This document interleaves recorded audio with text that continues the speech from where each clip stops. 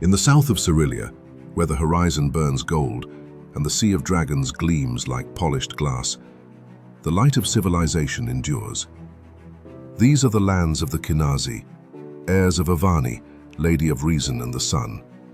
While the north survives by faith and the west clings to memory, the south seeks truth, believing that understanding is divine and ignorance the shadow from which all evil springs.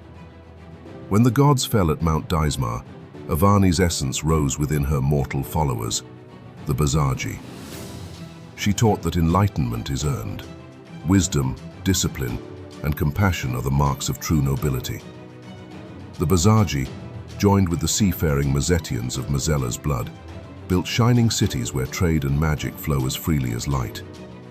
In the Khinasi mind, every act of understanding is a prayer, and every ray of knowledge a fragment of Avani's sun.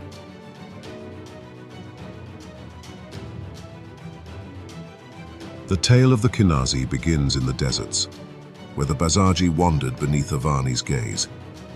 Herders and traders, they followed stars across an unforgiving land. The desert became their teacher and test, rewarding patience, punishing arrogance. In silence, they learned endurance. In emptiness, reflection. Where the northern Rajurik sought balance, the Basarji sought comprehension, to discern Avani's order in every grain of sand.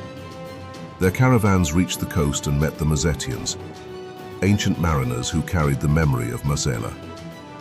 Once lords of a glittering maritime realm, they had been shattered by Dismar and by the sea's caprice.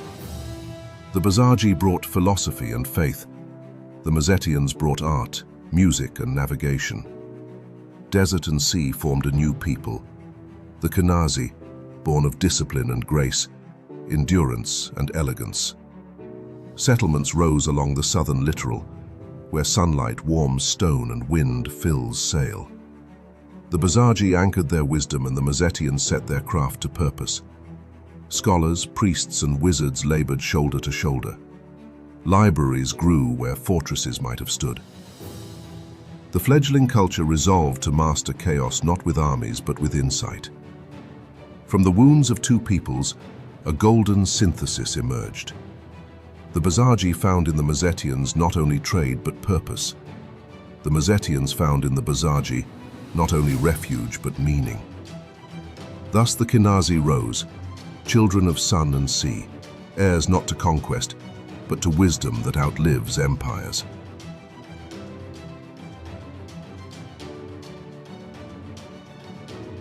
To the Khinasi, Avani is revelation rather than command, the golden light that makes truth visible.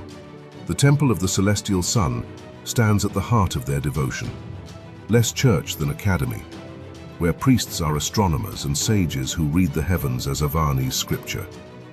Prayer becomes contemplation, worship, inquiry. The cosmos is a text written in radiance, and understanding it is the highest piety. Avani's doctrine permeates society. Legitimacy rests on wisdom, not lineage.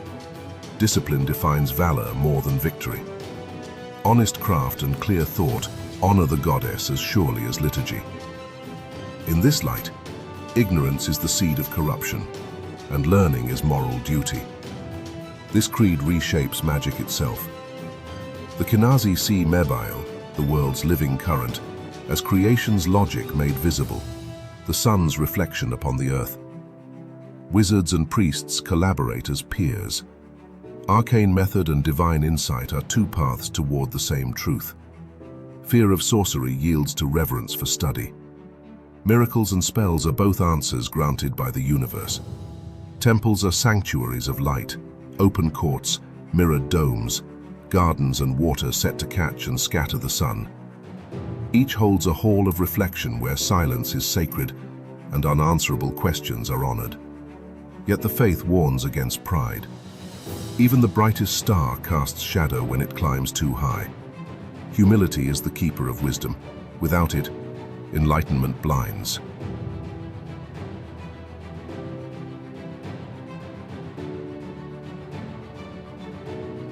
Along the Sea of Dragons gleam the city realms of the Khinasi, each a facet of the same jewel. Ariya is the crown. White towers with mirrored caps, a skyline ruled by the temple of the celestial sun. Here a philosopher-king reigns by clarity as much as by right, and debates of priests, mages and scholars fill halls where others would stockpile arms. To the Khinasi, Ariya is Avani's ideal made stone, radiant, balanced, enduring. Eastward lies Khourane, where faith and magic are twinned. Sand walls shimmer with wards. Academies study mebhaighl with a rigor that honors Avani and nods to Ruornil. Its rulers, philosopher mages, govern by counsel and clarity. Here, the unseen is mapped like the stars, and knowledge is hoarded only to be refined and shared. To the west, Binsada spreads from oasis to oasis, ruled by a proud line of queens.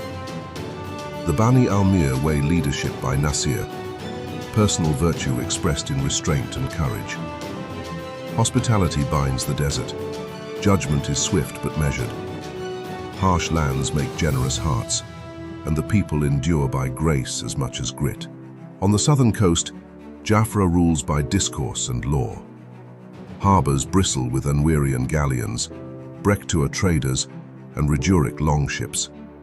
Its council of silver voices, priests, scholars, merchants, seeks consensus, proving that patience can wield power.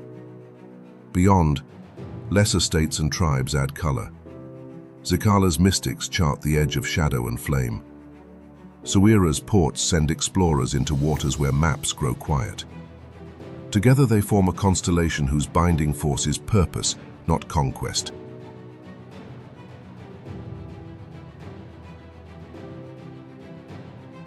In the Khinasi world, the arcane is a sacrament. Avani's followers teach that the mebhaighl is creation's grammar. To study it is to read the divine order. Thus the celestial art, magic pursued with philosophical rigor, stands beside theology as a pillar of culture. Khourane's Academy of the Celestial Path is its brightest lamp. Founded by sages devoted to Avani and Ruornil, its towers rise like glass from sand, housing disputations on where faith ends and knowledge begins. Wizards are honored interpreters, not feared transgressors. Each spell is a question answered. Power, however, must submit to wisdom. Avani's law condemns mastery without meaning. Mages take vows of restraint and service. In Ariya, wizard priests tend libraries where grimoires rest beside scriptures. In Binsada, desert mages guide caravans with illusions of light and water. In Djafra, spellcasters still storms and sue for peace. The danger is certainty. The shadow world is said to lure scholars who prize control over comprehension. The faithful teach that every casting must be reflected upon, every theorem held to the sun. In that discipline lies the fine line between illumination and ruin. The greatest mages speak of communion rather than conquest, feeling the world's pulse as they draw on its current, reciting a verse in the language of creation.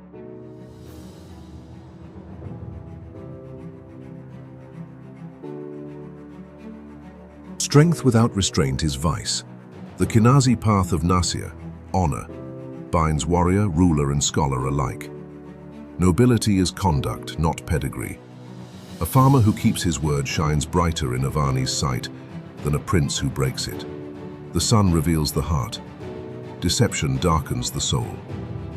Warriors trained as sheikhs of the sword master mind before blade. Combat is reason in motion. To draw without cause is folly. To kill in anger, sacrilege. Duels exist to clarify, not to glorify. Victory bereft of fairness is failure. Dignified defeat is a triumph of spirit. Governance rests on the same foundation.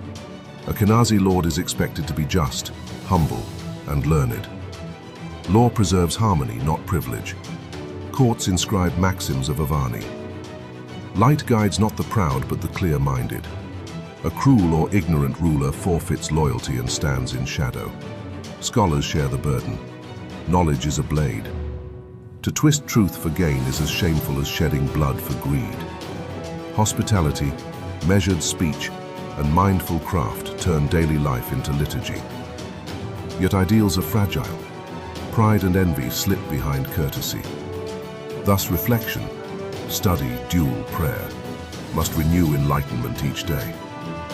In the end, pen and sword serve one purpose: to cut away falsehood until only truth remains. Beneath the eternal sun, the Khinasi States glow. White domes and mirrored towers cast back the day across seas of flame and gold. Ships cross every horizon, scholars fill distant courts. The creed of Avani threads market and monastery alike. They stand as proof that wisdom can shield civilization, and that order may rise from understanding rather than fear. In Ariya's libraries, scribes preserve the annals of gods and men. In Khourane's observatories, philosophers read the stars. In Binsada and Djafra, rulers weigh justice by reason and compassion. Yet the Khinasi remember that even light casts shadow. Hubris can wear a scholar's robe as easily as a tyrant's crown. Their answer is constancy. Each dawn a vow to learn, each dusk a reminder to be humble. Next episode, the Vosgard, realm of iron and winter. Beyond the radiant deserts lies a land where the sun's warmth dies on frozen plains. In Vosgard, the twin gods Belinik and Krisha rule through terror and hunger. Mercy is weakness and cruelty divine. There, the last echo of Azrai's shadow roars, and survival itself is worship.